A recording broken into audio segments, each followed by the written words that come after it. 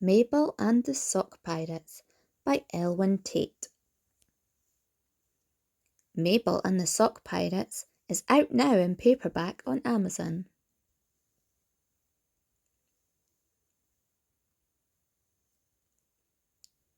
Up on a hill lived a farmer called Bill and a black and white cat called Mabel. They had cows, they had sheep, and some hay in a heap, which they fed to a horse in a stable. They had apples and beans, potatoes and greens, and onions piled up by the box.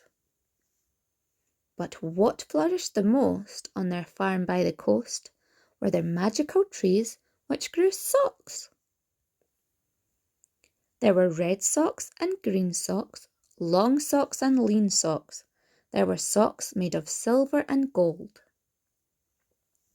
They were stripy and spotty, checkered and dotty, while some were just smelly and old.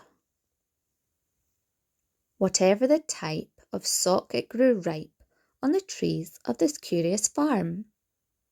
And Bill liked to stroll through his orchard at night with Mabel curled up on his arm. But it was late one July when pirates sailed by and they spied on the magical trees. "Yo-ho," said the chief, "that dastardly thief. Let's take all the socks that we please." So up the crooks crept while Farmer Bill slept, and they pilfered and plundered with glee. But watching this theft with marvellous deft was Mabel high up in a tree. "Oh, what a scene! Those pirates are mean," she said in a terrible huff. "They're stealing and looting, they're laughing and hooting, and I have had quite enough." Quick as a flash, with a leap and a dash, she ran, yelling, "Stop, pirates! Halt!" But she tripped on a jumble of socks with a tumble and turned a complete somersault.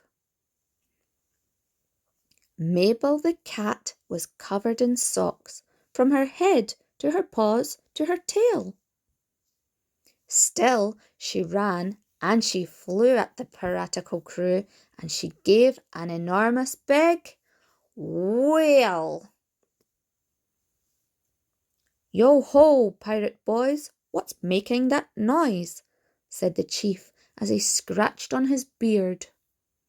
"It has big flappy toes and a long floppy nose, and it walks in a way that's quite weird." "It's a sea monster! Help!" howled the chief with a yelp. "Let's scarper! Let's scram! No, let's hide!" "I'm a monster all right, and I'll chase you all night." "Meow, meow," Mabel cried. "Run, run, this job is no fun," yelled the cowardly villainous pack. So they scampered away to their boat in the bay, and the sock pirates never came back. Mabel collected the socks she'd protected and stacked them up neat in a pile. Then as night turned to dawn, she gave a big yawn and fell fast asleep with a smile.